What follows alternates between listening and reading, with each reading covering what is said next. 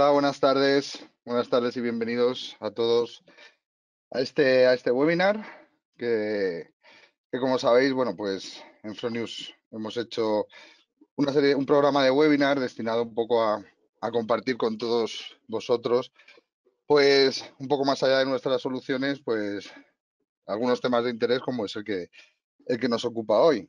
Lo primero, espero que estéis todos bien, que estéis todos en casa, como toca, confinados. Y bueno, pues con el ánimo y la moral alta, que es como debemos de estar, que aunque no nos lo pongan del todo fácil, ¿no?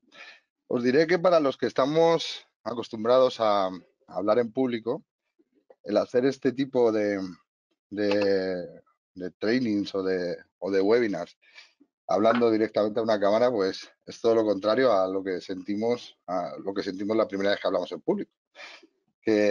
Bueno, tenemos más o menos dominado el nutrirte de la energía que hay con la gente y el hablar para más de 200 personas, como tenemos ahora mismo conectadas aquí, pues hace un poco extraño, cuanto menos, ¿no?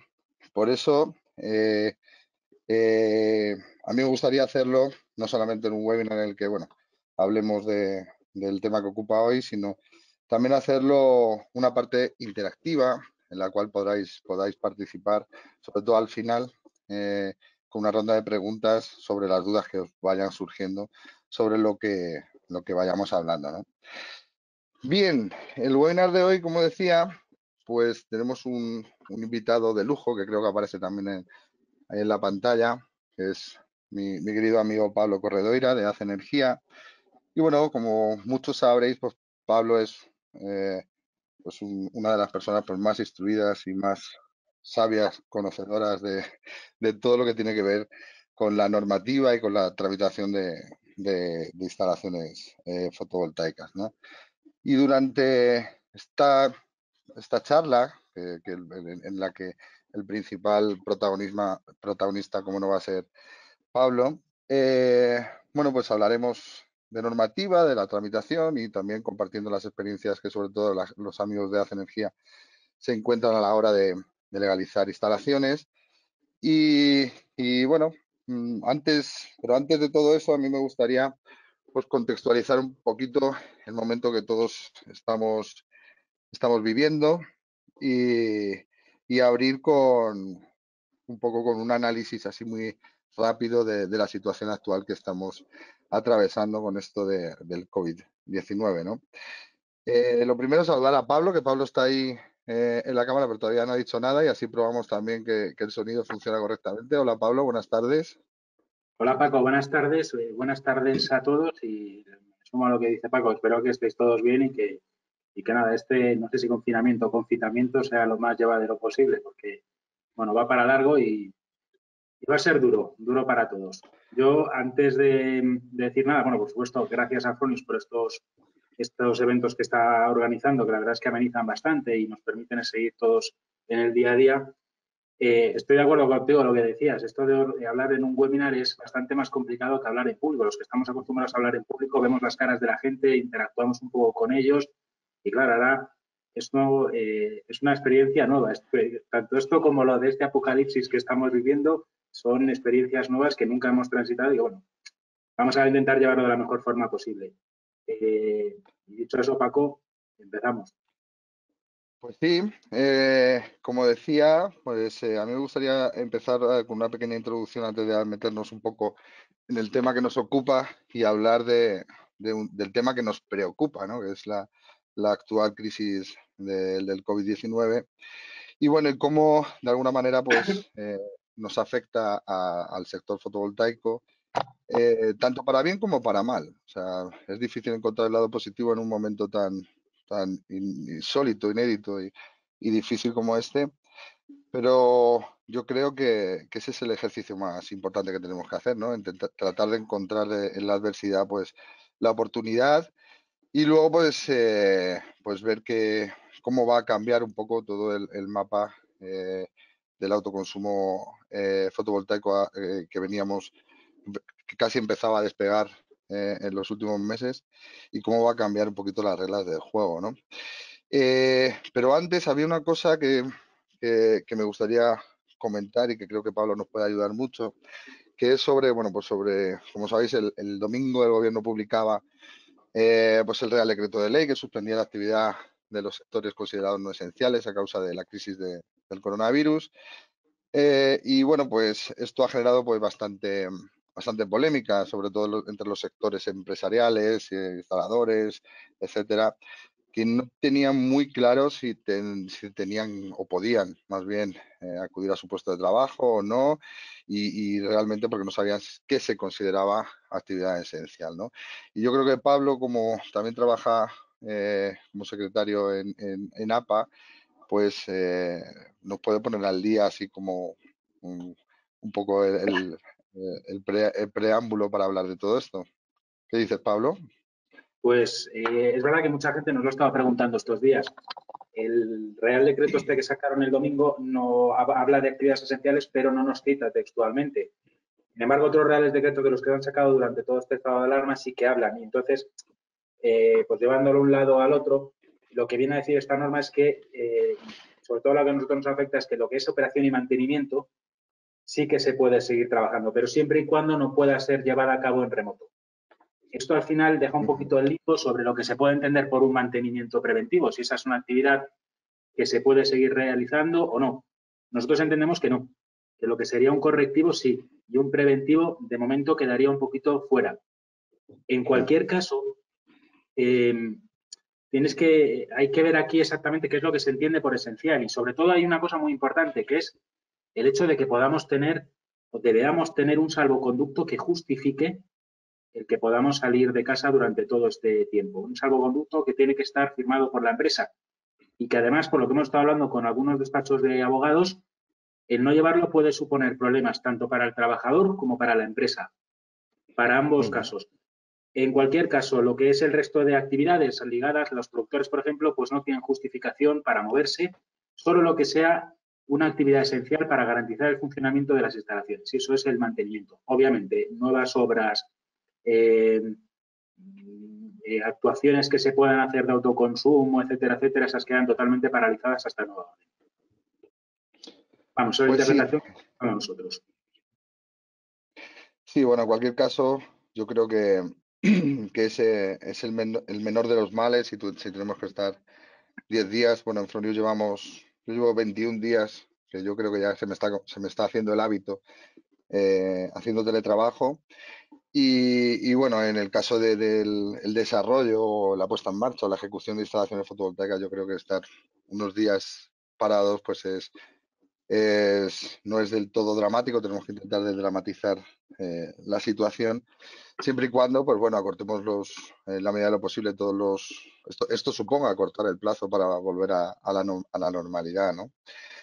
Y bueno, yo, para continuar con este tema, antes de ponernos en harina, yo querría analizar un poco cuáles pueden ser, de una manera muy rápida, cuáles pueden ser las consecuencias para nuestro sector, para el sector fotovoltaico, cuando hayamos llegado a ese escenario casi idílico, ¿no? En el que se dibujaba todo, hace poco que genera, todo eran sonrisas y brindis al sol, y se nos ha caído un poquito eh, el alma al suelo cuando ha pasado todo esto de manera tan imprevista, ¿no? Que es algo que nadie preveía que iba a suceder, ¿no? Sin embargo, bueno, pues las consecuencias evidentemente van a ser dramáticas, aunque transitorias o temporales en lo que es la economía global. Y en mi opinión, y me gustaría también eso lanzarlo un poco como primera punto de reflexión, creo que en lo que tiene que ver con las energías renovables y particularmente con la fotovoltaica, si manejamos bien un poco los movimientos y tenemos apoyo tanto de la administración como un poco también sectorial, creo que podemos salir incluso fortalecidos en un medio plazo, de cara a que, bueno, pues que se puedan poner en valor, o más en valor, la importancia que tiene las energías renovables, ¿no? Y hay un par de puntos que antes estaba comentando con Pablo que me parecen interesantes, ¿no? Lo primero es qué va a tomar un poco más la delantera en cuanto al desarrollo de los sistemas de autoconsumo fotovoltaico en un corto plazo, ¿vale? Eh, qué puntos a tener en cuenta creo que van a ser los que se van a situar en una posición de ventaja.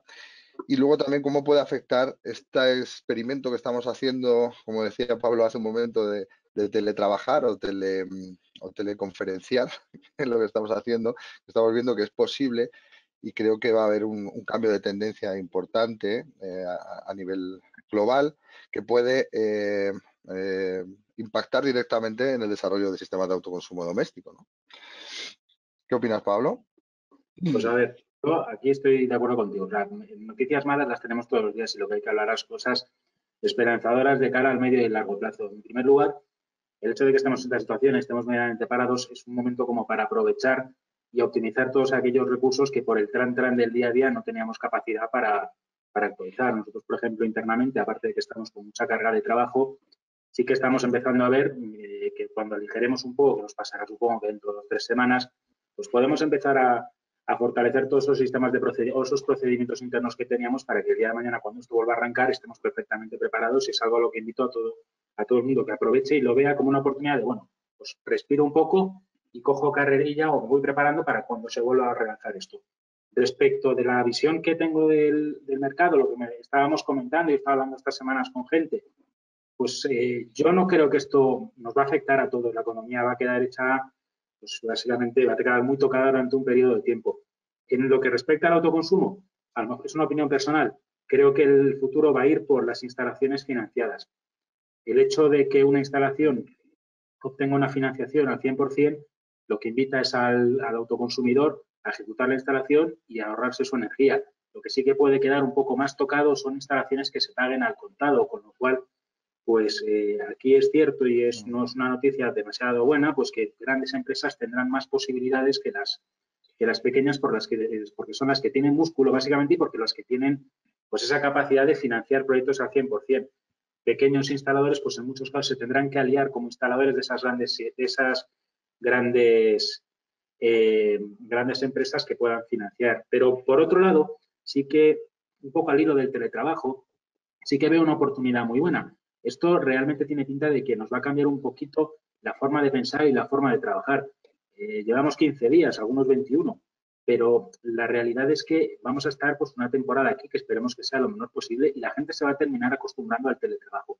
Eso lo que va a implicar es que el hábito empresarial en muchos casos va a variar y va a haber mucha gente que se quede en casa en vez de ir a la oficina, lo cual va a incrementar, en nuestra opinión, lo que puede ser el desarrollo del autoconsumo doméstico, que ahora mismo es como, por así decirlo, el patito feo del autoconsumo, el que tiene menos posibilidades de rentabilidad pura y dura y está más supeditado a la sostenibilidad, a la creencia del autoconsumidor, etcétera, etcétera, que a los números y al retorno en sí. Sin embargo, yo creo pues, que en este momento de introspección que estamos atravesando así casi de manera colectiva, ¿no? Una reflexión forzada, así cual retiro espiritual, en cierto modo, pues de alguna manera también desbarata todas las certezas que teníamos preestablecidas desde siempre y nos cambia un poco también la escala de prioridades y también en nuestro compromiso para ser, sobre todo, más autosuficientes, ¿no? Se nos está poniendo un espejo delante de lo vulnerables que somos, tanto como individuos, como especie y como sociedad, ¿no? Entonces, bueno, en ese sentido yo creo que las energías renovables deben salir muy fortalecidas, incluso pues son de alguna manera, yo creo, la punta de lanza o la palanca necesaria que puede hacer que se acelere una salida sostenible de la crisis, ¿no? Sobre todo, bueno, pues realizando, como digo, los movimientos adecuados desde, desde el sector, que somos nosotros, y también las administraciones. Con la ayuda de las administraciones creo que podemos ser la punta de lanza hacia un modelo más sostenible y no solo medioambientalmente hablando, sino también económicamente, ¿no? El hecho de ser autosuficientes, el hecho de la industrialización europea y no ser tan Asia dependientes, etcétera, yo creo que puede ser un punto de reflexión que podemos cambiar y en el cual pues nosotros tenemos mucho que decir, ¿no? Al final, Y no sé, sí, dime. sí, te voy a decir que al final esto ha demostrado que los países, más allá de toda la solidaridad que pueda haber, los países están solos realmente para resolverse sus problemas. Entonces, que en ciertos aspectos necesitamos tener una serie de industria, una serie de factores que nos permitan soportar cualquier crisis que pueda venir. Está claro, o sea, todo lo que te demuestra es esto de la globalización está muy bien, pero todo el mundo necesita estar preparado para momentos puntuales en los cuales no puede contar con la comunidad internacional. Exactamente, exactamente. Así es, vale. Y una vez que hemos hecho un pequeño así eh, consultorio psicológico para intentar animarnos, pues ya sí que nos podemos meter en harina con lo que nos ocupa hoy, que es la tramitación y todo lo que tiene que ver con normativa. Y bueno, como decía, pues Pablo tiene muchas cosas que contarnos, ¿vale? Entonces, Pablo, cuando quieras, pues ya es todo tuyo con la presentación que supongo que estaréis viendo todos, ¿vale? Bueno, pues Adelante. eh, vamos a ir hablando. Yo, si quieres, Paco, los vamos introduciendo los temas que los hemos estado comentando un poco por encima para ir dándole cabida. Sí que os voy a decir que voy a intentar ir rápido porque al final todos no sabemos lo mismo y yo creo que esto es un poco más un foro de conocimiento y de expectativas o de cosas que nos hayan podido ocurrir. Os pongo un poco en antecedentes. Desde que empezamos con el tema del autoconsumo, esto fue hace ya casi 2 años, no, 2 años exactamente, pues llevamos tramitados en instalaciones de autoconsumo más de 12 megavatios. Y hablo de instalaciones de 3 kilovatios, de 5, de 10, alguna de 100, grandes, pequeñas, de todos los colores, con lo cual nos hemos encontrado con absolutamente toda la casuística. Hemos tramitado en absolutas, bueno, absolutamente todas no, en la mayor parte de las comunidades autónomas. Creo que nos queda Asturias y alguna más.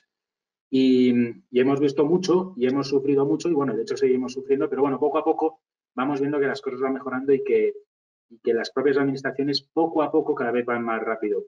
Lo que pasa es que aún así nos encontramos con mucho problema. Y luego, por otra parte, dentro de la empresa, esa parte de asesoría que tenemos a los clientes, de asesorarles sobre temas concretos, lo que hemos visto y por eso un año después seguimos insistiendo es hablar un poco de la normativa, porque aunque estamos todos metidos aquí, sí que notamos que la normativa es bastante interpretable, que te haga muchas cosas a la interpretación o a la imaginación, no, a la duda. Y por eso siempre tenemos que hablar un poco de cuáles son los grandes puntos que tiene la tramitación, porque al final, cuando hablamos o cuando damos una charla sobre autoconsumo, siempre decimos que son 4 las patas críticas para hacer una instalación.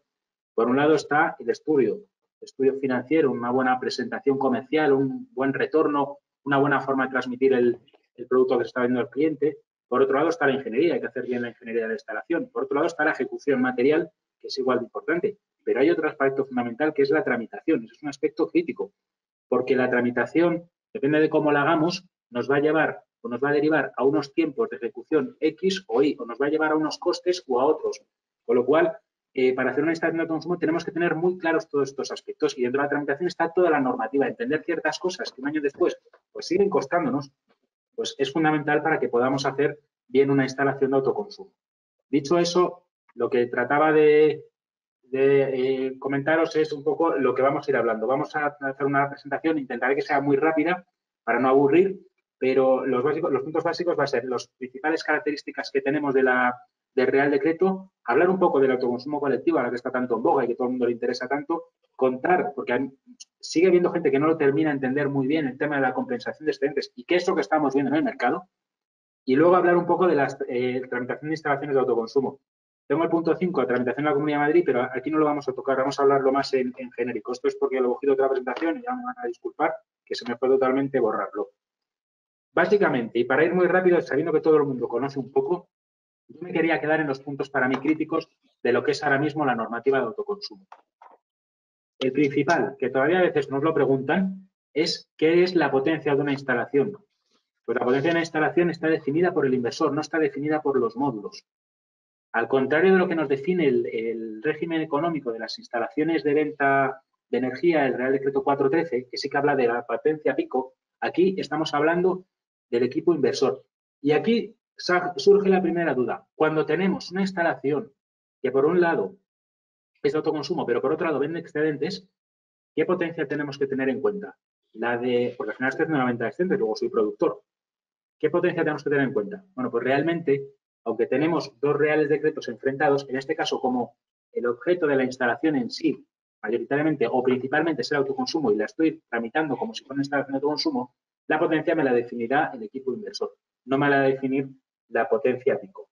Por otro lado, esto es un tema que es verdad que ya no nos preguntan casi, pero bueno, es importante saber que ya no tenemos un límite de potencia, que el sistema está tan bien hecho y las cosas como son, este real decreto es tan bueno, que el sistema se autolimita. Es decir, los óptimos la potencia está, o que debemos instalar, está ligada al óptimo de ese autoconsumo. No podemos instalar lo que queramos, bueno, o podemos, pero a riesgo de bajar la rentabilidad o la recuperabilidad total del proyecto. Otra de las características, esta a veces nos lo preguntan una cosa muy concreta, que es el alcance del autoconsumo, cuando hablamos de próximo de red interior o a través de red. Ya sabemos que el próximo de red interior es en red interior o el a través de red. A través de red ya sabéis que puede ser que o bien estemos conectados en un mismo trazgo o que estemos dentro de la misma referencia catastral. Aquí nunca se puede homogenizar porque en el País Vasco las referencias catastrales son diferentes al resto del Estado. Y por otro lado, la tercera característica, que es la que siempre nos preguntan, es la distancia de los 500 metros. ¿Qué son 500 metros? ¿A qué nos referimos? Bueno, pues 500 metros, estamos hablando 500 metros a vista de pájaro. Es decir, de punto de contador a contador o de punto frontera a punto frontera. Son esos 500 metros los que nos lo definen. Pero o sea, lo que es desde arriba, en ortogonal, verde, que es como se dice.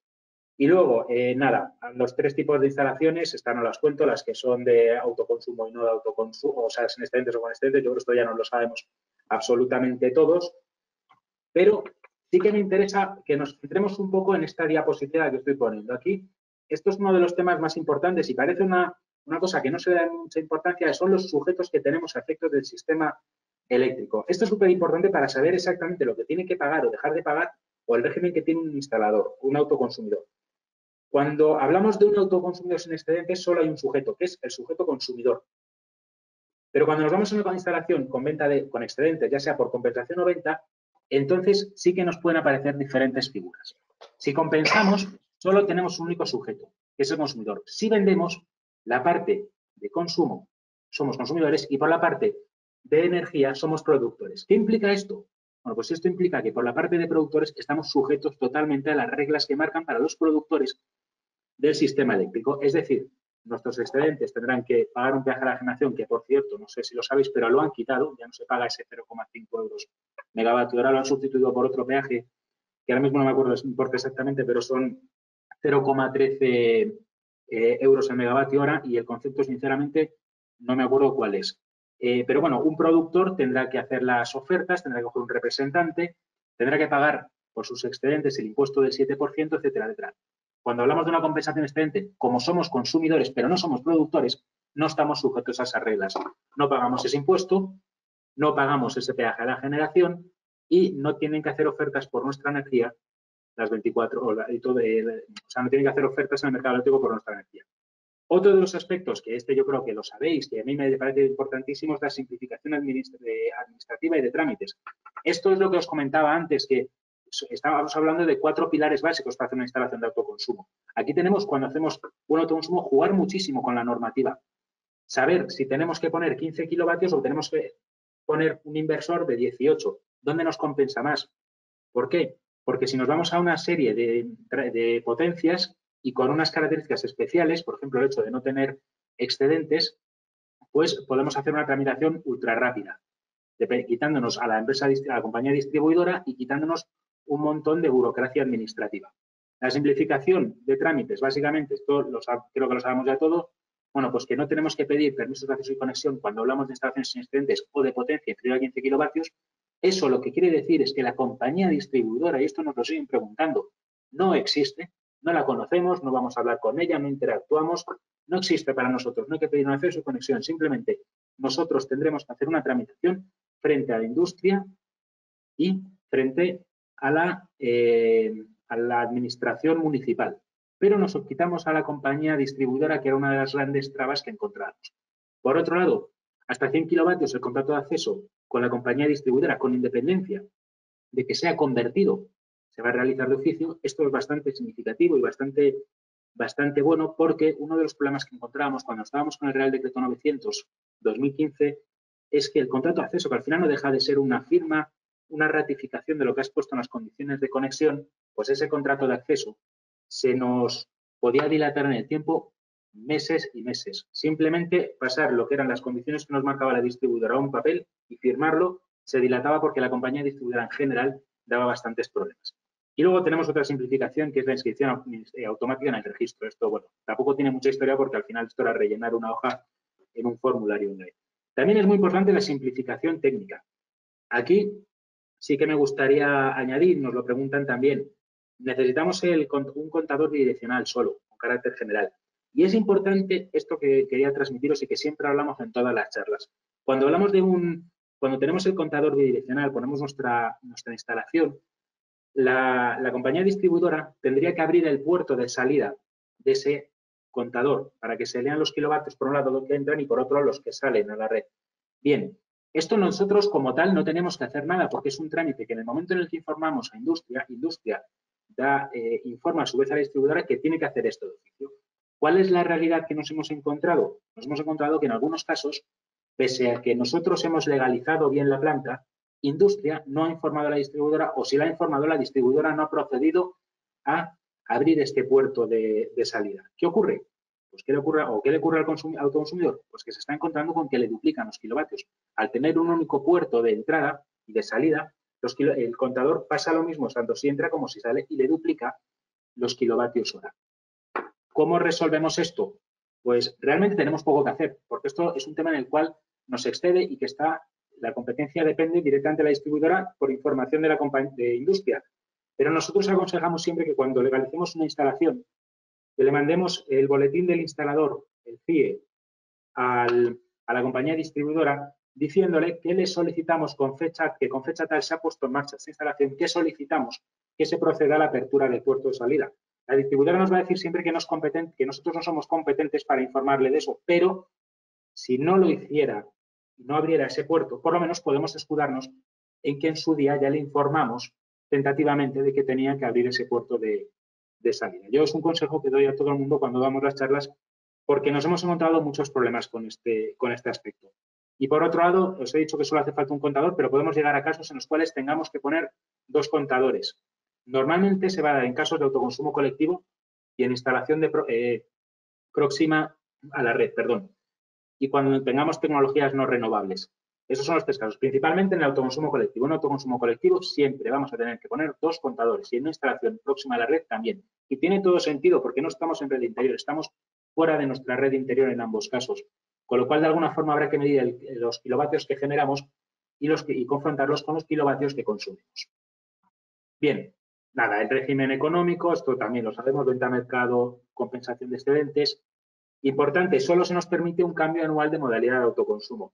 Esto es especialmente importante porque muchas veces aconsejamos, y luego a ver si podemos hablar un poco de este tema, aconsejamos que las instalaciones, si lo que se quieren es poner rápido, que en un principio se hagan sin vertido y luego se pase a una modalidad de autoconsumo convertido de excedentes, que se haga una retramitación a lo largo del año.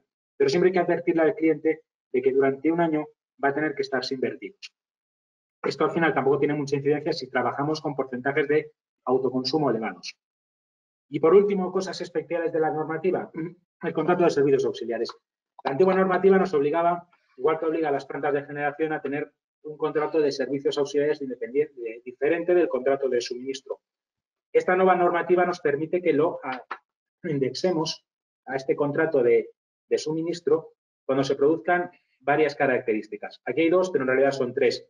Primero, que la instalación esté en el interior y que los consumidores titulares de las instalaciones sean la misma persona física o jurídica. Esto ya nos está descartando en muchos casos al autoconsumidor colectivo. Y por último, la otra cosa que nos pide esta norma, el contrato de servicios auxiliares, es que el consumo de los servicios auxiliares sea despreciable. Es decir, que no repercuta nada sobre la generación que tiene la instalación. Esas son las tres principales características. En ese sentido, Pablo, perdona que te interrumpa, hay mucha gente que tiene muchas dudas respecto a quién debe ser el titular de las instalaciones, porque la norma está un poco difusa en ese sentido, no lo aclara muy bien. Bueno, este es otra de otros grandes puntos que te preguntan o que nos preguntan normalmente con el tema de la normativa. Es importante saber quiénes son los sujetos que forman parte del autoconsumo y entender quién puede hacer una instalación, qué personalidad jurídica debe tener, no personalidad jurídica, cómo debe interactuar con el registro y con la administración, etcétera, etcétera. Dentro del autoconsumo tenemos 4 figuras principalmente. Está el dueño de la instalación, el que pone el dinero. Está el titular de la instalación, el que aparece en el registro de autoconsumo.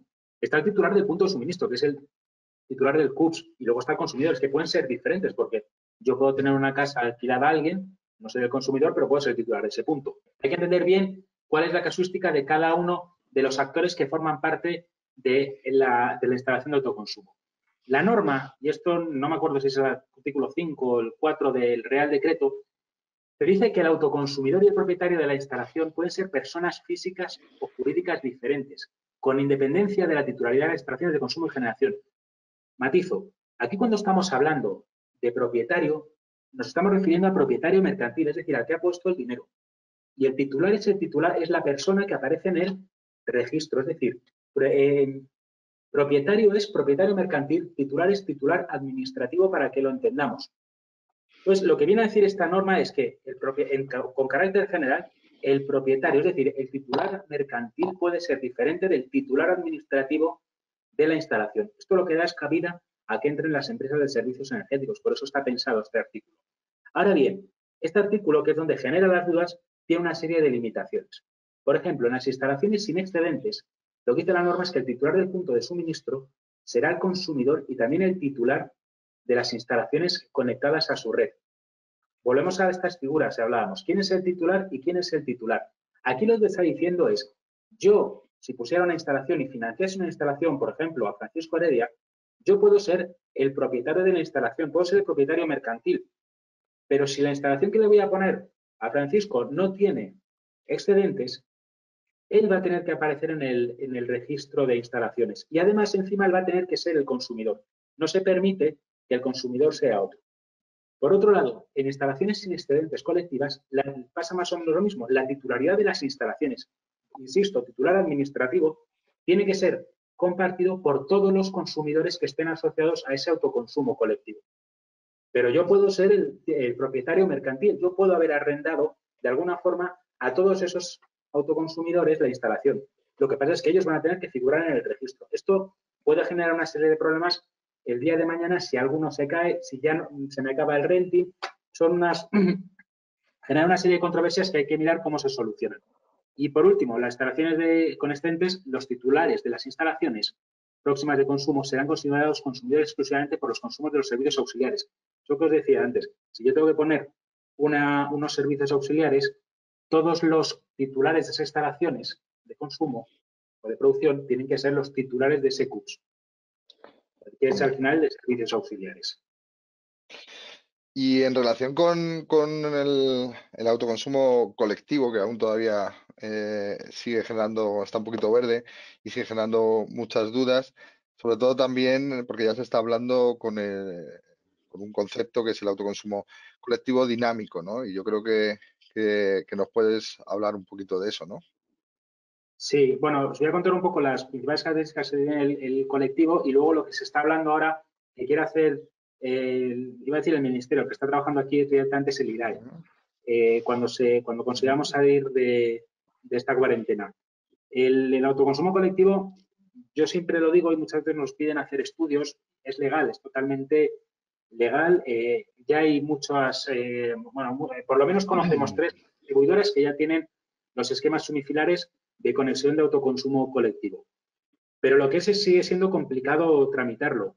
Sigue siendo difícil porque es un poco difuso, las distribuidoras están un poco perdidas, la administración local más todavía y sobre todo además se genera hay un problema, o por lo menos una cosa que vemos nosotros internamente y es el tema de los repartos de los excedentes, cómo se va a trasladar eso a la factura eléctrica y ahora me explico. Pero antes os cuento un poco las características principales que tiene el colectivo. Primero, un autoconsumo colectivo se puede acoger a cualquier modalidad de autoconsumo. Tiene una serie de excepciones esto. Por otro lado, esto es importante, todos los consumidores que estén dentro de esa misma instalación, pues deben de pertenecer a la misma modalidad. Hombre, no puede ser que uno decida vender excedentes, otro haga compensación. Por supuesto, no puede haber uno que diga, bueno, yo lo hago sin vertido. No tiene ni pies ni cabeza. Todos tienen que ir a una. Tiene que ser una instalación que dé el mismo o que tenga las mismas implicaciones para todos. Por otro lado, todos los consumidores tienen que hacer un acuerdo de reparto y suscribirlo y emitirlo a la compañía distribuidora para que sepa cuáles son el reparto que va a hacer de la energía. Pensad que estamos hablando de una instalación que va a estar conectada fuera de la red interior, que va a haber un contador de generación, que esa energía va a ir a la red y que mensualmente la compañía distribuidora tendrá que asignarle la energía que horariamente se ha generado, tendrá que asignarla a cada uno de los consumidores que estén asociados. Con lo cual, tiene que haber un acuerdo de reparto entre ellos para decir, oiga, usted se lleva el 15, usted se lleva el 25 y usted se lleva el 60% restante. Tiene que haber un reparto. Lo que no hay es una forma de repartir exactamente. De hecho, la norma sí que te dice que si no hay acuerdo se hace por ponderaciones de potencia, pero eso es absurdo. Normalmente el acuerdo de reparto, por pura lógica, se hará en función del dinero. Es decir, el que más aporte, pues más porcentaje de autoconsumo tendrá y el que menos aporte, menos porcentaje. Luego, te dice la norma que los coeficientes de reparto tienen que ser constantes en el tiempo. Aquí hay una controversia y me gustaría explicarosla. Y es que cuando se leyó esta norma, las primeras interpretaciones que se dieron es que este coeficiente tenía que ser siempre lineal en el tiempo y no se podía cambiar. Pero no viene a decir esto. Esto lo que dice es que el coeficiente tiene que ser siempre 1, tiene que ser siempre estable, ¿no? No que yo mañana pueda decir, oiga, que quiero cambiar estos coeficientes, ponerme un 60-40. Eso hay una discordancia que nosotros todavía no hemos terminado de aclarar, pero entendemos que sí que podemos cambiar cada X tiempo ese porcentaje de reparto.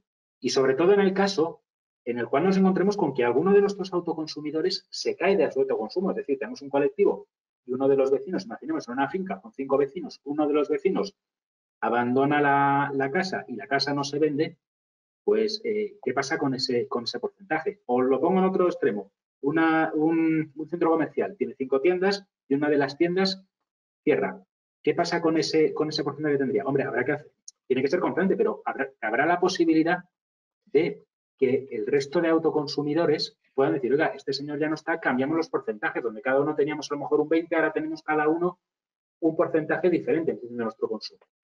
Y luego hay otra cosa, que es que si vamos a hacer una modalidad de la misma forma que todos tenemos que tener la misma modalidad, hombre, tendremos que tener un acuerdo llevado a cabo por todos. Nosotros aquí internamente nos preguntaron, que esto nos dijeron que era un follón, que poner de acuerdo a 8 vecinos diferentes, que ya nos va a costar ponernos de acuerdo para frenar el autoconsumo, que cómo podíamos hacer para, si había que cambiar la modalidad para que todos lo volvieran a ratificar. Y nosotros dimos la solución en que en el propio contrato EPC que se firme en el llave en mano, pues que se dé una especie de poder a alguno de los vecinos para que su mera firma sea válida para que todos los demás la ratifiquen. O algún mecanismo así que no obligue a que tengamos que ir puerta por puerta para cambiar a todos los vecinos y ponerles de acuerdo para hacer un nuevo reparto o para cambiar la modalidad de autoconsumo. Aquí sí que entramos un poquito en... Bueno, de hecho, además me gustaría hablaros un poco, profundizar, más allá de lo que os estoy contando aquí, un poco de uno de los problemas que estamos teniendo y es la ley de propiedad horizontal. Pero os lo voy a contar primero esto y lo pasamos, si os parece, a ese régimen de propiedad horizontal. Bien, en régimen de propiedad horizontal, la instalación de producción, esto es importante, no puede conectarse directamente a la instalación interior de ninguno de los consumidores asociados.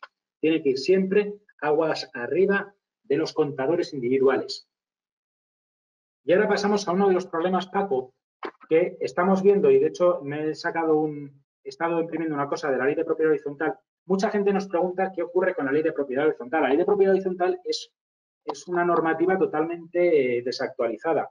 Normalmente cuando sale una normativa nueva, la normativa va mucho más, o lo que se ha sacado va mucho más rápido que la actuación de todos los agentes implicados, es una realidad.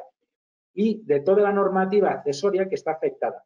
Con esto lo que quiero decir es que la ley de propiedad horizontal todavía no se ha adaptado a esta nueva tecnología del autoconsumo colectivo, pero sin embargo el autoconsumo colectivo está desarrollado. No sé cómo explicarlo. Entonces, una de las cosas que nos preguntan es, oye, si tenemos que hacer una instalación de autoconsumo colectivo, ¿qué quórum tenemos que tener? Pues bien, o mejor todavía, si yo me hago una instalación de autoconsumo en mi casa y la estoy haciendo en una zona común, ¿qué quórum tengo que tener para poder hacer esa instalación de autoconsumo? Pues hoy estaba sacando el artículo 17 de la Ley de Propiedad Horizontal, ¿verdad? Que tengo un poco de carraspera.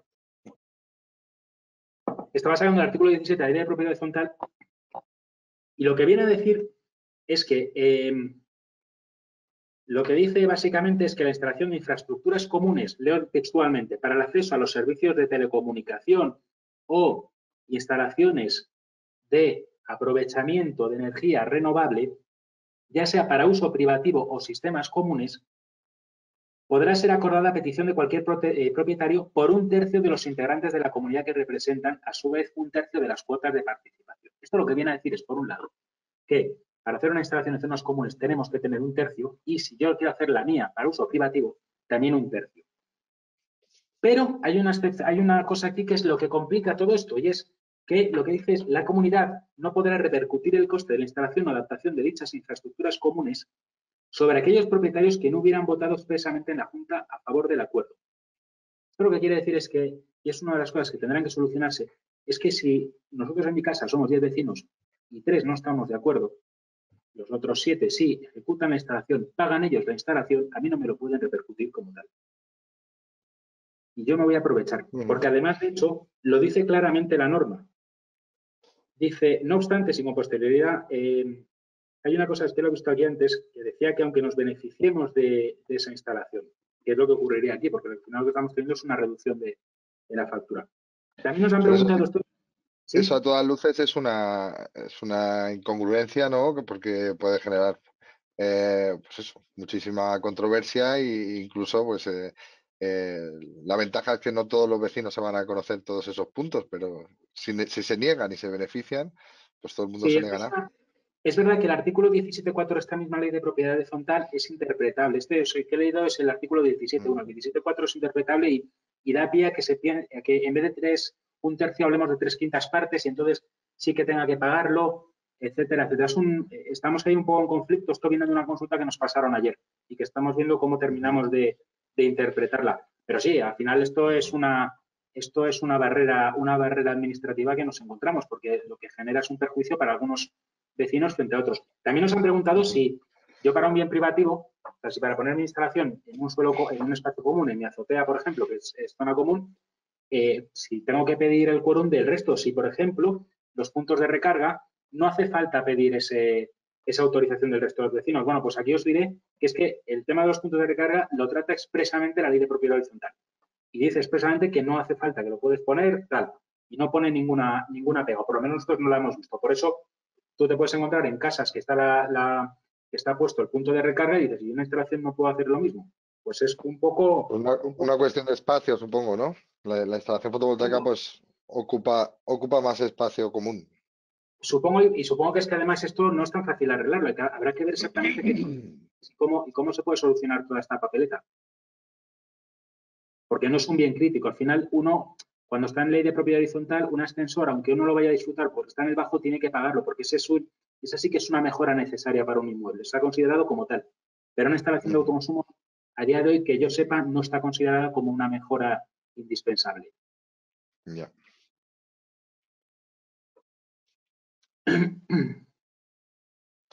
Y con respecto a los la compensación de excedentes, no sé si ¿Sí? tienes preparado algo que nos ilustre y que nos disipe un poco algunas dudas que también hay al respecto, ¿no? Voy a intentar explicarosla muy rápida de una forma muy gráfica. La compensación, mira, tengo varios casos, voy a ir directamente al caso más complicado, que no es tampoco excesivamente complicado. A ver, de la compensación de excedentes hay una cosa que hay que tener en cuenta que es fundamental, que es, vamos a ver, cuando hablamos en este Real Decreto habla poco de energía y habla mucho de dinero. Esto lo comentamos siempre y es que no tenemos un balance neto, sino que tenemos un balance económico, si queremos llamarlo así, porque cuando se pensó en el balance neto, el Ministerio de Hacienda miró un poquito de reojo y dijo, uy, aquí yo puedo rascar, porque dependiendo del kilovatio que ceda en un momento y que recupere en otro, que tiene otro precio en el pool, pues se puede entender que estoy o bien haciendo una actividad económica o bien que lo que estoy es haciendo una donación, porque no es lo mismo el precio de un kilovatio que he cedido a una hora X que el que he cogido a una hora Y. Entonces, para solucionar esto, lo que se hizo fue una normativa basada en dinero, más que en kilovatios. De forma que lo que se hace es una valoración económica de los kilovatios y se convierte todo a dinero y nos olvidamos de energía. Y luego, además, la compensación de excedentes tiene otro componente fundamental, que tiene un carácter mensual, y esto es fundamental. Es fundamental porque si hiciéramos una compensación anual de excedentes, con lo que nos encontraríamos es que se hubieran puesto muchas instalaciones de autoconsumo en segundas viviendas, en industrias que solo trabajan 3 meses al año y el resto no, etcétera, etcétera. Lo que se pensaba es que el autoconsumo tiene que ser una medida de eficiencia energética y no una medida de básicamente económica, no un negocio económico puro y duro, aunque por supuesto todo se puede trasladar a eso. Esto lo que pretende es decir, oiga, si se ponen instalaciones porque va a autoconsumir la energía, no porque ahora va a generar energía en el mes de enero y usted se va a pagar la luz del mes de agosto de su segunda residencia.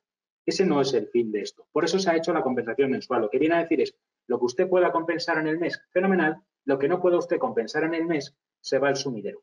Esa es un poquito la idea de la compensación mensual y por qué se trabaja así. Como os decía, y vamos al caso complicado, la compensación está basada siempre en dinero. Vamos a hablar de un ejemplo. Pongamos, creo que se ve el ratón, pongamos que tenemos una casa que tiene un consumo total de 1000 kilovatios hora, lo podéis ver aquí. Este es el consumo real de la vivienda. Tenemos un señor que se ha puesto una instalación que genera 1150 kilovatios hora. Y oye, qué suerte tiene que ha hecho la instalación también que va a tener un autoconsumo instantáneo de 650 kilovatios hora dentro de la propia hora. Va a ser una energía autoconsumida. Los excedentes, como he generado 1150, los excedentes van a ser de 500 kilovatios hora. Es decir, que al final voy a soltar a la red o voy a consumir de la red, 350 kilovatios hora. ¿Por qué? Porque si al final mi consumo son 1000 kilovatios hora y mi autoconsumo instantáneo son 650, mi consumo de la red serán 350. Bien, ¿cómo funciona el autoconsumo, la compensación de excedentes? La compensación de excedentes lo que viene a decir es, yo autoconsumidor cierro un precio por los excedentes que tengo con mi compañía comercializadora, que ahora pondremos el ejemplo, y esa valoración económica la voy a descontar contra mi factura eléctrica, pero no la voy a descontar contra el 100% de mi factura eléctrica, la voy a descontar solo contra la parte del término de energía y tampoco la voy a descontar contra el 100% de mi término de energía, sino contra una serie de componentes del término de energía. Esto lo contamos siempre muy rápidamente. El término de energía está compuesto de 3 términos. Por un lado, los peajes de acceso, son los costes regulados puros y duros. Por otro lado, el pool o los costes, lo que es el precio del mercado eléctrico que se negocia diariamente. Y por otro lado, los otros costes no regulados. Los otros costes no regulados incluyen, por ejemplo, los desvíos, las pérdidas, e incluyen ciertos costes regulados que el propio regulador ha sacado fuera de los peajes de acceso, como pueda ser la interrumpibilidad, los pagos por capacidad, etcétera, etcétera. Esos son los 3 conceptos. Bueno, pues lo que nos dice la compensación es, vale, perfecto, no puede usted compensar frente al término de potencia y frente al término de energía solo voy a hacer compensar en 2 de esos 3 conceptos, es decir, en el pool más los otros costes no regulados. Los peajes de acceso, lo siento muchísimo, usted me los va a pagar. Entonces, volviendo un poco al esquema que tenemos, nos encontramos con que este consumidor que os decía inicialmente, que tiene 1000 kilovatios hora, y partiendo de estas hipótesis, es decir, que tiene un precio del pool de 0,06 euros el kilovatio hora, otros costes no regulados, insisto, desvíos, pérdidas, etcétera, etcétera, de 0,027, que por cierto, cuando veáis una factura sabéis que esto no lo veis así desglosado, normalmente veis estos 2 conceptos juntos. Nosotros lo hemos desglosado un poco para que lo tengáis en mente. Pues, y luego los peajes de acceso que va a pagar 0,061 euros el kilovatio hora. Bien, este señor, si no tuviera autoconsumo, pagaría, por un lado, los 1000 kilovatios hora que consume por 0,0846, que es la suma de este concepto más este, que hemos diferenciado. Pagaría 84 euros por lo que es la parte libre del término, variable pura y dura del término de energía. Y por la parte de los peajes pagaría esos 1000 kilovatios por el coste del peaje, que se ve aquí, y pagaría 61 euros. En total pagaría pues 146 euros. Si se pone el autoconsumo, en un primer lugar lo que tienes que cerrar un acuerdo con su compañía comercializadora. Aquí lo que nosotros partimos es que el acuerdo que tenemos con la compañía comercializadora es casualmente el mismo precio del pool y es una comercializadora tan buena que ha decidido que no va a cobrarle ningún margen de gestión o ninguna comisión por llevar su energía, cosa que no es cierta y ahora os diré un poco cómo se está moviendo el mercado. Bien, entonces este señor todos los excedentes los va a vender a este precio, a 0,06, que es lo que ha acordado con su compañía comercializadora. Como os decía, se ha puesto una instalación de 1.150 kilovatios hora que autoconsume instantáneamente 650 y sus excedentes de energía pasan a ser 500, que es la suma de, perdón, que es la diferencia entre los 1.150 menos el autoconsumo instantáneo. Bien, ahora que tengo la instalación de autoconsumo, como yo tengo un único contador y estoy autoconsumiendo instantáneamente, a mí la distribuidora ya no me está leyendo 1.000 kilovatios hora, me está leyendo solo 350, que es la diferencia entre los 1.000 kilovatios hora menos el autoconsumo instantáneo que estoy teniendo en ese momento, menos 150.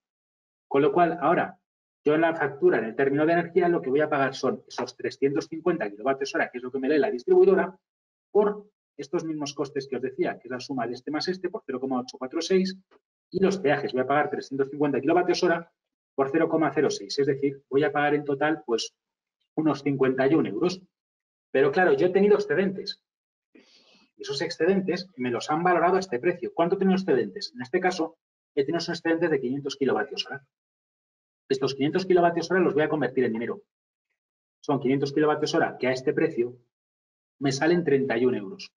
Podría compensarme inicialmente los 31 euros de mi factura, pero como os decía antes, que es lo importante, y por eso he estado todo el rato separando estos conceptos, yo no puedo deducir ese importe del total de mi término de energía, solo de dos de estos tres conceptos, porque el peaje de acceso lo voy a pagar siempre. Es decir, tengo 31 euros para deducir o para ahorrar o no pagar, como queráis llamarlo, pero solo voy a poder deducirme 29 euros. Con lo cual al sistema le voy a regalar básicamente pues 1,5 euros. ¿Qué voy a pagar ahora de mi factura? Pues de mi factura voy a pagar, por un lado, 29 euros, que es lo que pagaría si no tuviera, bueno, pagaría porque es el consumo que tengo de red por el precio. A esto le voy a quitar estos 29 euros y por otro lado voy a pagar el peaje. Voy a pagar 21,5 euros. Espero que se haya entendido bien. Aquí la filosofía, esto es un poco lo que os decía antes de la potencia. Aquí la filosofía es, para hacer una instalación bien hecha, me da igual que nos pongan límite o no límite de potencia, porque el sistema se va a autorregular. Y a más potencia que meta, si no la necesito, los plazos de retorno, la amortización y la rentabilidad que pueda tener esa instalación para autoconsumidor van a empeorar. Bien. Muy, muy interesante, Pablo, y muy gráfico. Yo creo que como resume también con el tema de la compensación de excedentes, que es algo también que genera mucha confusión, sobre todo el que es más profano en todo esto, es que al final la energía más rentable y más barata es la que soy capaz de autoconsumir, ¿vale? Cierto, sí. De hecho, Que no es no es tanto lo que no hay que preocuparse, que también, bueno, preocuparse por el, digamos, netear esa energía con la red, pero donde el instalador tiene que poner más énfasis es en generar instalaciones que incrementen la cuota de autoconsumo, ¿vale? sí, Y mira, no, normalmente y la no compensación. sobredimensionar, sí, y no sobredimensionar, por ejemplo, una instalación por poder compensar más excedentes con la red, ¿de Totalmente de acuerdo? acuerdo. Normalmente la compensación tiene sentido cuando estamos hablando de consumos estacionales, cuando hablamos de gente que consume los 5 días de la semana, pero el fin de semana, o fábricas que cierran el fin de semana. Ahí sí tiene sentido, porque vas a infradimensionar toda tu instalación que 2 días tengas un consumo residual. Entonces se tiene que aprovechar. Lo que no puedes es intentar hacer instalaciones muy grandes cuando tienes consumos estacionales, o estacionales, perdón, o fijos o estables. No tiene sentido. Esa es la filosofía. Muy bien, por ir avanzando y sobre todo con la intención de dejar un poquito de espacio para un montón de preguntas que se están generando con esta interesante charla que nos está dando Pablo, por ir avanzando un poquito, me gustaría que nos hablaras, Pablo, de un poco de lo que es uno de los cuellos de botella del autoconsumo, ¿no? A la hora de legalizarlo, ¿no? Que son, bueno, la tipología de instalaciones y su tramitación, ¿de acuerdo? Sí, bueno, realmente uno de los grandes problemas del autoconsumo ahora mismo es la tramitación. Y la tramitación, lo que pasa es que el problema que tenemos es, por un lado, que la normativa lleva poco tiempo, en términos, es poco madura en la legislación, con lo cual los agentes todavía no la saben interpretar. Y cuando hablamos de agentes, me refiero incluso a día de hoy, un año después, a las compañías distribuidoras que nos siguen preguntando, cuando les preguntamos a ellos, nos siguen diciendo que cómo hacerlo. Y por supuesto, ya las administraciones. Administraciones que encima, un año después, todavía no han adaptado todos sus protocolos. Salió el otro día, no sé si lo sabéis, en la Junta de Andalucía, un protocolo, hay que no relegalizar, hay que, sí, bueno, relegalizar, porque hay que volver a mandar un formulario de todas las instalaciones que vayan a tener compensación, porque no tienen sus protocolos internos habilitados. Esto es de una instrucción de la semana pasada. Y ha pasado un año de este Real Decreto, casi un año. El Real Decreto creo que es del 24 de abril, me parece. Bueno, pues ha pasado, o el 24 de marzo, no me acuerdo, pero vamos, ha pasado casi un año ya. Y ahí seguimos, todavía exactamente perdidos. Entonces, esto es lo que nos lleva a que la tramitación sea bastante complicada. Luego, además, voy a pasar un poco a las diapositivas. Hay que tener, yo os contaba al principio la importancia de, bueno, aquí no lo he pasado, pero bueno, cómo funciona el mecanismo de compensación cuando tenemos colectivo, y luego cómo sería el régimen de venta de excedentes. Pero vamos a la tramitación. No obstante, para que también, porque hay algunas preguntas al respecto, me Sí, gustaría comentar a todos los asistentes, que siguen siendo todos los que había conectados en un primer momento, o casi todos, que las diapositivas las vamos a compartir, ¿vale? La diapositiva de Pablo la vamos a compartir para todo el que la solicite, y del mismo modo, asimismo, vamos a colgar este mismo vídeo en nuestro canal de YouTube, ¿de acuerdo? vamos a poner copyleft, ¿no? A la presentación. Exactamente. Perfecto. Lo Bueno, digo yo, si lo digo por si, para que no sufras si hay algunas slides que que no te da tiempo a vale, comentar, ¿vale? vale. Perfecto. Bueno, de las tramitaciones hay una cosa, os comentaba, esto es crítico, el saber exactamente lo que nos estamos enfrentando en cada momento para hacer un proyecto de una forma u otra. Y es bastante importante porque nos va a agilizar mucho los tiempos de ejecución. Primero, una de las principales puntas, esto yo supongo que lo sabréis todo, ¿cuándo hago memoria y cuándo hago proyecto? Bueno, lo que te dice la ITPC es que memoria es menos o igual de 10 kilovatios y más es proyecto avisado. Ojo, problema. Muchos ayuntamientos, cuando vamos a hacer una licencia de obras, nos piden un proyecto avisado incluso para chalets. Pues hay que remitirles al reglamento electrotécnico de baja tensión y decirles, mire, la normativa que tiene un rango superior a la suya en local nos dice que no, que es una memoria técnica. Yo lo siento, pero no voy a dar un proyecto avisado. Bien, si vamos a hacer actuaciones en media tensión, vamos a proyecto avisado con independencia de la potencia que vayamos a instalar. Tema importante, estoy hablando en genérico. La autorización ambiental depende de las comunidades autónomas. Ha salido, a ver si os lo puedo contar ahora, una instrucción de la Junta de Extremadura que dice que hay que ver caso a caso para pedir autorización ambiental. En la mayor parte de las comunidades no nos suelen poner la más mínima pega. Hasta dentro de hasta 10 hectáreas no suele hacer falta poner una autorización ambiental. Otro tema importante, las instalaciones con vertido de excedentes. Cuando hacemos vertido de excedentes estamos haciendo una actividad económica. Perdón. En estos casos habría que solicitar una licencia de actividad. Esa licencia de actividad depende del ayuntamiento. Algunos nos lo van a exigir, otros no. Con carácter general, hay que pasar una OCA cuando supere los 25 kilovatios, pero también depende un poco de la comunidad autónoma en la que nos encontremos. Hay comunidades autónomas, como por ejemplo en el País Vasco, que tienen que me parece que son 15 o 10 kilovatios para pasar una OCA. Y hay que agatarlo. Luego, las instalaciones siempre se tramitan frente a la Delegación Autonómica de Industria, pero si estuviéramos hablando de 50 megavatios, y no me lo invento, porque el año pasado hicimos un estudio de una cementera que salía en 50 y tantos megavatios, lo hubiéramos tenido que tramitar si se hubiera cerrado frente a la Dirección General de Política Energética y Minas, no frente a la comunidad autónoma. Y luego, tema importante, la legalización de las instalaciones.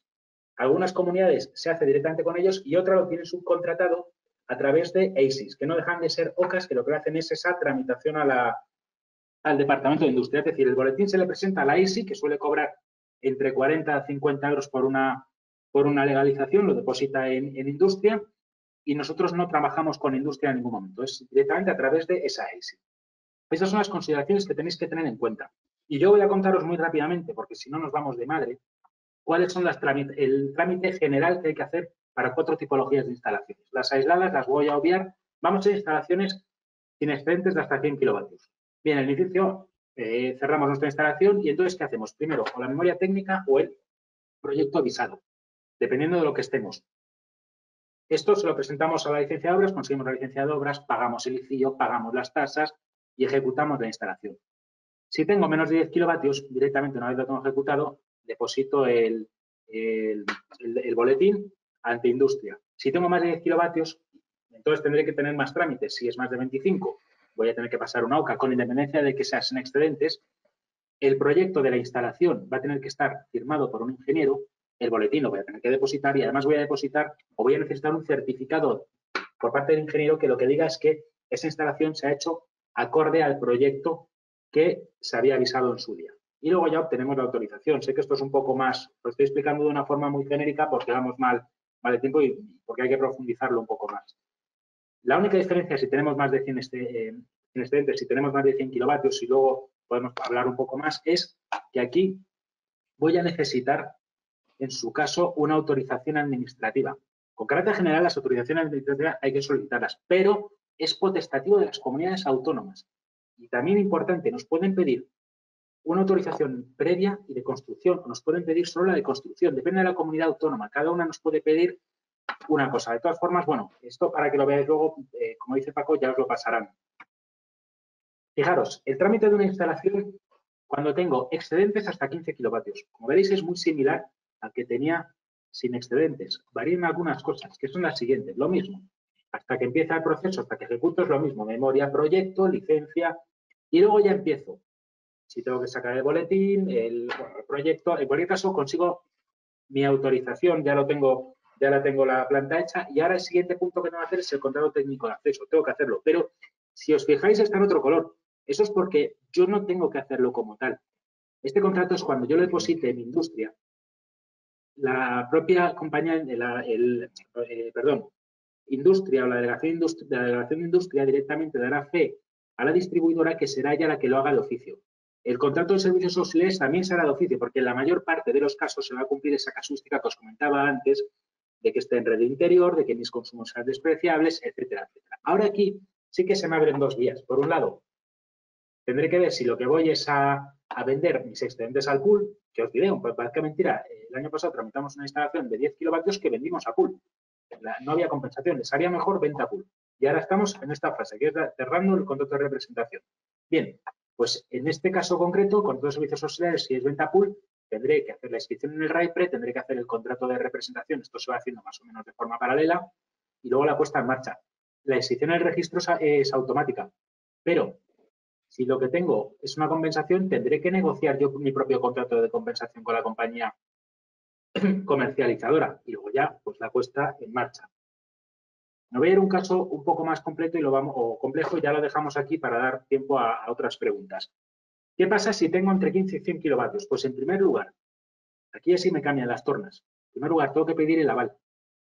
El aval lo tendré que depositar en la Caja General de Depósitos. Ojo, cada comunidad autónoma tiene su modelo de aval. Por si no lo sabéis, que yo creo que sí, el aval ahora mismo son 40 euros el kilovatio.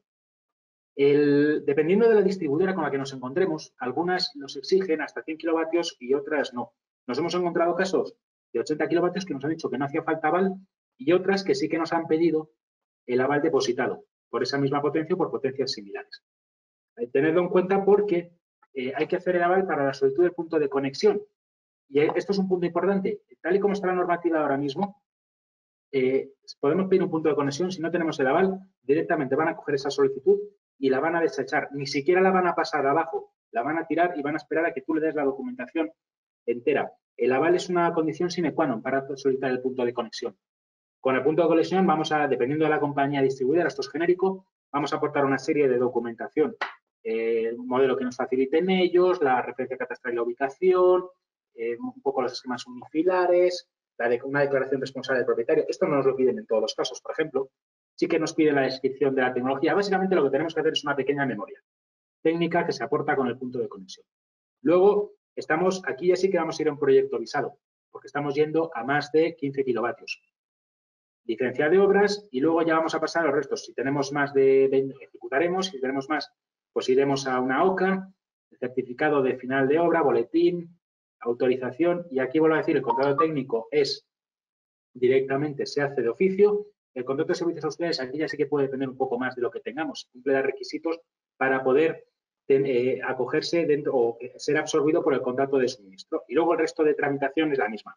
Para más de 100 kilovatios, y no para no extenderme, lo que tendríamos aquí a más es las autorizaciones administrativas que nos puedan pedir y, en su caso, licencia de actividad. Sé que lo he contado muy rápido, pero me gustaría que os quedaseis con estos esquemas para que entendáis básicamente cuál es el proceso general, que por supuesto esto tiene bastante enjundia y depende de cada instalación. Una de las cosas que vemos, y sé que hablo muy rápido, es que cada instalación es un mundo. No podemos homogeneizar todas porque cada actuación, ya sea de una potencia de otra, de un municipio a otro, nos cambia totalmente las reglas del juego. ¿Paco? Sí, estoy aquí, no me he ido. ¿Estás? Vale. Y bueno, para ir terminando o ir avanzando ya para pasar a la ronda de preguntas, que como digo que tenemos un montón de preguntas ahí acumulándose. Son demasiadas, yo creo, para contestarlas todas durante el webinar, y algunas además son muy extensas, pero en cualquier caso trataremos de contestarlas todas, aunque sea a posteriori, porque estas preguntas se las haremos llegar también a Pablo para que tú, ahora que estás confinado y con tiempo, pues le des respuesta cuando consideres.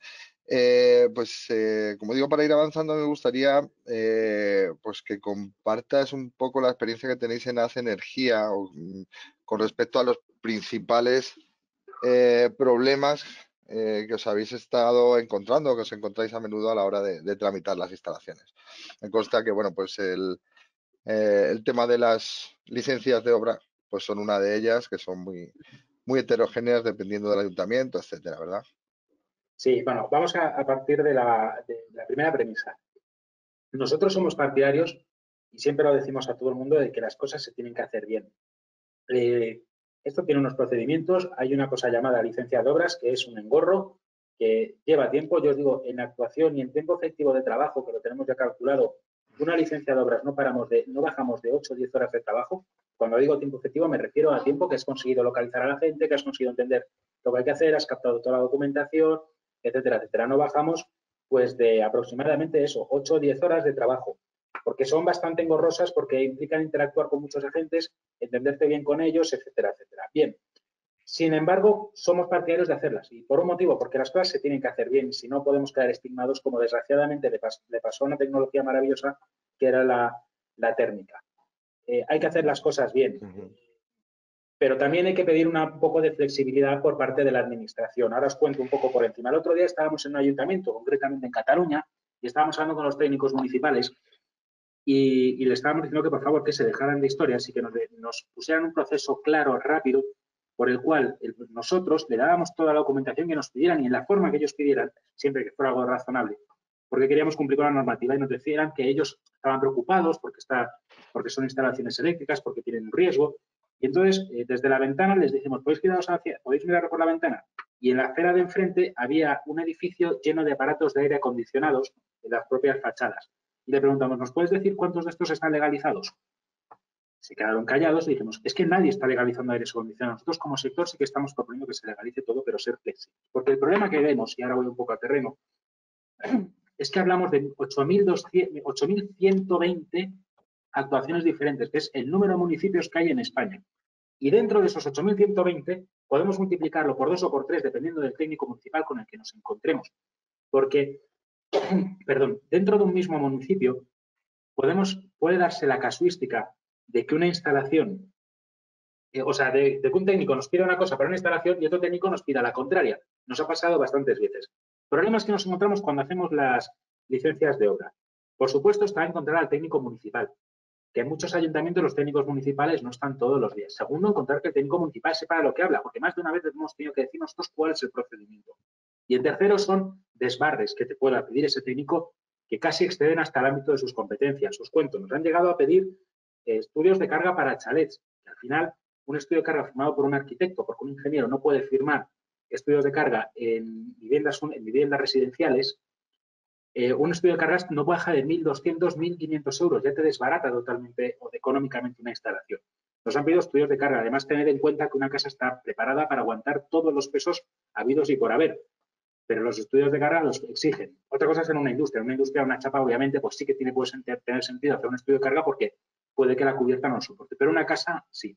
Bien, nos piden estudios de carga, nos han pedido fichas de las grúas elevadoras, que no tienen ni pies ni cabeza, nos han pedido asumes antes de ejecutar la instalación, depende de que les garanticemos los medios de elevación, lo que sea, nos piden muchas cosas y entonces ahí es, bueno, por supuesto, nos encontramos con que nos piden obra mayor, obra menor, declaración responsable o comunicación previa. Esto se tiene que negociar ayuntamiento por ayuntamiento. Normalmente los ayuntamientos de primeras van siempre a licencia de obra menor, pero en la negociación es donde conseguimos muchas veces la comunicación previa. Y luego os cuento de los municipios, os diré que estamos trabajando, seguimos tramitando cosas de muchos clientes nuestros, pero nos hemos encontrado con que algunos municipios nos han parado las actuaciones, otros, sin embargo, están trabajando desde casa. Y quería terminar de comentaros un caso muy curioso que es el de Cataluña. Cataluña, la verdad es que sacó la ley pionera, que fue un decreto ley a finales del año pasado. Este decreto ley lo que obligaba a los municipios a que todas las estaciones de autoconsumo se tramiten por la vía de comunicación previa o declaración responsable. Primero, a día de hoy esto no se está ejecutando. Nos hemos encontrado muchos municipios que todavía nos piden una licencia de obra menor, no están acatando lo que dice una normativa de rango superior. Y por otro lado, esto que sobre el papel es muy bonito y lo quieren coger algunas otras comunidades como Madrid, por ejemplo, esto que es muy bonito sobre el papel no termina de ser resolutivo, porque luego, aunque un ente autonómico establezca cuál es el procedimiento, diga, esto se legaliza por comunicación previa, dentro del ámbito de sus competencias, el ayuntamiento es potestativo para decidir qué documentación solicitar, con lo cual estamos en las mismas. Es verdad que si es una comunicación previa y no es una licencia menor, nos quitamos el hecho de que tenga que ser un técnico municipal el que apruebe esa instalación, pero la documentación que nos pueden pedir es la misma. Luego, otra de los problemas a la hora de tramitar las instalaciones es los famosos puntos de conexión.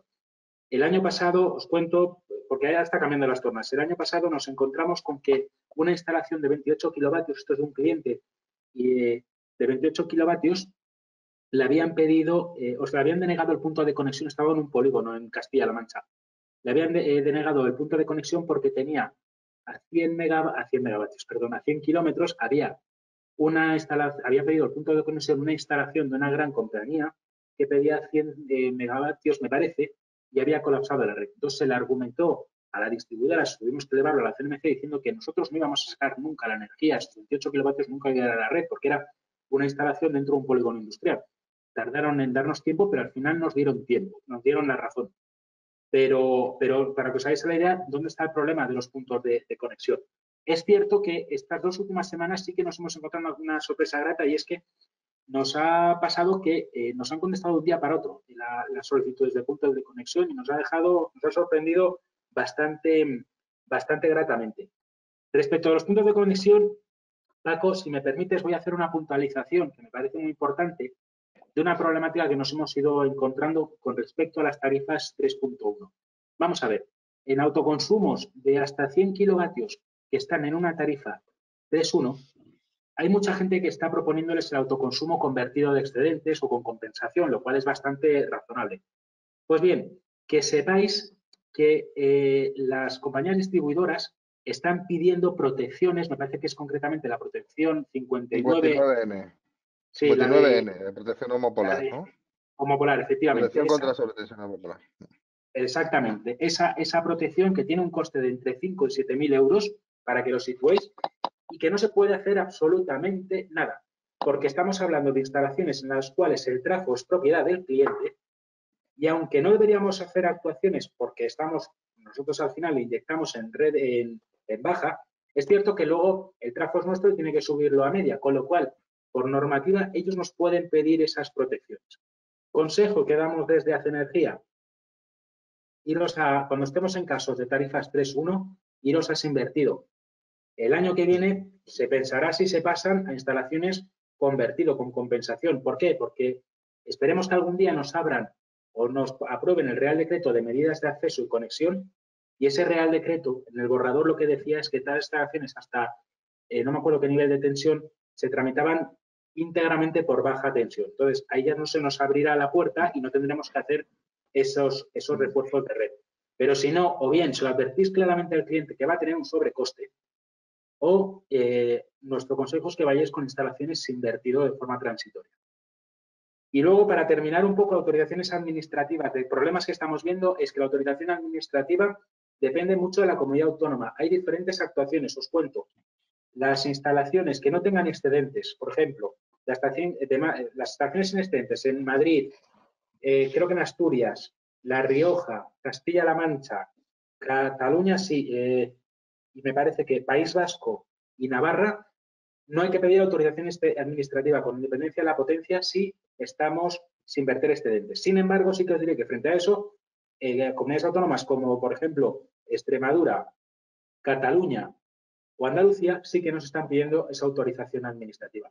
Cada actuación es un mundo y en cada una tenemos un problema diferente. Pero bueno, poco a poco se van resolviendo. Lo cierto es que hemos tramitado mucho y han conseguido legalizarse, o sea que no es el fin. Esperemos que tampoco esto sea el fin. Aunque sí nos estamos acercando nosotros al fin. Y yo para terminar, de una manera súper rápida, a mí me gustaría puntualizar o que nos dieras tu opinión, Pablo, sobre el tema de subvenciones versus deducciones, que yo creo que está bastante claro que ganan las deducciones o que nos interesan más las deducciones que las subvenciones, ya que las ralentizan mucho el desarrollo de muchos proyectos. Pero yo lo quería asociar un poco al tema que nos preocupaba al principio, que era el tema del COVID. Si crees que de alguna manera pues, puede afectar el COVID-19 en todas las subvenciones que hay y también las deducciones que hay actualmente, ¿no? Bueno, yo creo, en mi opinión, primero, esto es como parafraseando esa campaña publicitaria, subvenciones no gracias. Debes ir a deducciones fiscales, porque al final son totalmente contraproducentes y lo hemos visto que mucha gente condiciona la ejecución de una instalación a la obtención de esa subvención, con lo cual es un arma de doble filo. Si las autoridades competentes quieren promocionar esto, que lo hagan por la vía de deducciones fiscales, que son ayudas directas y se cumplen los requisitos. Pero las subvenciones, nosotros subimos de ellas como de la peste. Respecto del impacto que pueda tener el COVID, pues yo creo que en lo que va este año no, porque las partidas ya están asignadas. Las dotaciones presupuestarias están y no se puede modificar así como así. Las deducciones fiscales, lo mismo, está la partida, están aprobadas. Otra cosa es que nos vamos a encontrar el año que viene, en 2020, se frenan estas subvenciones que podría tener sentido porque hay otras actuaciones más urgentes, obviamente, y hay que, o sea, al final hay que relanzar la economía y hay otras formas o sea, el dinero público tiene que ser destinado a cosas más urgentes, pero sí que podemos encontrarnos con una parálisis y a lo mejor, no lo sé, esto ya es un poco a título personal, una divagación que hago, sí que podría ser que llegara el caso de moratorias respecto de las deducciones fiscales, que se hicieran moratorias temporales en plan, oye, pues se me ocurre, mirad, este año lo siento, no podemos aplicar la deducción por vivienda, pero usted tenía 5 años, este año que no puede aplicársela, corre para el siguiente. No lo sé, pero efectivamente esto del COVID tendrá un impacto respecto de las ayudas tanto directas como indirectas públicas. Pues muy bien, pues muchísimas gracias, muy interesante todo. Pablo, ahora si te parece, vamos a hacer algunas de las preguntas. Ya os digo que son muchas y algunas son muy extensas para hacerlas aquí porque si no vamos a ya ocupar demasiado tiempo.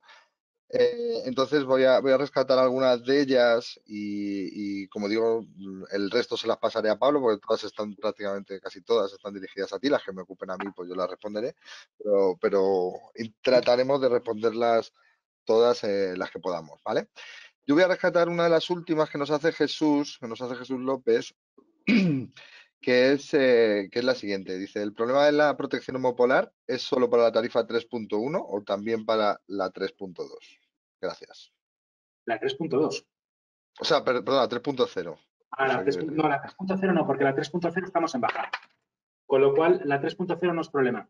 De hecho, lo mismo que digo que la 3.1, mejor sin invertido, 3.0, lo que haga falta, convertir, compensación, venta, lo que sea más interesante. Es en tarifas 3 de alta tensión, 3.1 o 6X.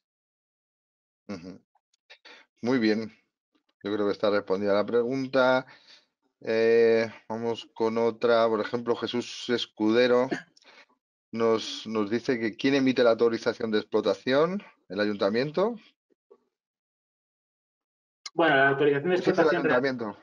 Ujú, Sí, sí, o sea, nosotros lo damos como autorización de explotación para que puedas, o sea, no, la autorización de explotación como tal, perdón, la voy a ujú, poner. La autorización de explotación realmente esto es para lo que nosotros entendemos como el BIE, el boletín. O sea, le hemos llamado así porque al final era por poner un poco homogéneo ujú, todos los nombres. Porque al final te lo tiene que dar, esto es industria, autorización de explotación te la da industria. ujú. Vale. Vamos a ver si rescatamos otra. Mm, mm, Hay que pasar una OCA en locales de pública concurrencia. Esa me has Hace perdido. pasar ¿A qué nos referimos por pública concurrencia? locales de pública concurrencia. Bueno, como no podemos interactuar tanto con este caso Joan Cortés, pues yo tendré la oportunidad de contactar con Pablo, si lo considera, Pásanos, y lo resolvemos, porque resolvemos. no, ahora mismo me pierdo, perdóname. Dice también Julio Díaz Martín que sabiendo que la compensación se hace mensualmente, el autoconsumo neto se hace hora a hora. El autoconsumo neto, lo que es el autoconsumo, sí, el autoconsumo es horario. Mm, Ujú, sí, vale, es casación horaria, no cuarto horaria, es casación horaria. muy bien. Y Alberto Oliva también te pregunta que qué ocurre cuando tienes un tipo de tarifa con discriminación horaria. No pasa absolutamente nada porque si estamos hablando de la compensación de excedentes, esto es lo que decía antes. Aquí hablamos de dinero, no hablamos de kilovatios. Ese era de hecho, uno de los grandes problemas que teníamos, porque al hablar de kilovatios, efectivamente, yo cojo el kilovatio en una hora, vale una cosa, en otra vale otra. Aquí no, aquí cierro un acuerdo con la comercializadora y me lo convierte en dinero. Entonces, a mí me da igual si ese dinero lo he recuperado en un periodo o lo he recuperado en otro. Es simplemente dinero. Mm, A ver, que nos dice Carlos también que no le ha quedado claro si aplica el mismo caso que, por ejemplo, un bloque de viviendas con autoconsumo en azotea. No entiendo muy bien la pregunta. Entiendo que, Carlos, lo que se refiere es al tema que estábamos comentando, lo de los porcentajes de participación. Hombre, la azotea todo Ujú, depende. Si la azotea es privativa y es tuya, pues ahí no necesitas tener el quórum de la comunidad de ujú, propietarios. Lo que pasa es que ahí, bueno, sí que ujú, te diré que a mí se me genera la duda porque al final estás tocando estructura, estás tocando la fachada. Entonces podrías necesitar permiso de los permisos para, o sea, permiso de los vecinos, perdón, para poder hacer ujú. una instalación. Pues de la misma forma que cuando tienes una terraza y la quieres cerrar, deberías pedirle permiso a todos los vecinos. Pues Al entiendo que hilo, aquí que estás trocando estructura puede que te la exijan. al hilo de eso, Alfonso nos pregunta que él tiene un ático con terraza particular de uso privativo, que si podría poner una instalación fotovoltaica. Pues Alfonso, yo es lo que contestaba a Carlos en la pregunta anterior. Sí, porque es privativo, no necesitas el quórum. Eh, Ujú, pero es verdad que como estás haciendo obras, aunque sea tuya la azotea, sí que te podrías encontrar con problemas de los vecinos porque al final es estructura base, o sea, es parte de la estructura del inmueble. Pero vamos, al final no debería, o sea, no sé cómo explicarlo. Al final la gente cierra los balcones, hace mil actuaciones sin tener que dar cuentas al de enfrente. No sé si eso es lo que se debería hacer o no. Pero sí que deberías por lo menos informarlo. Lo que no necesitas es el tercio.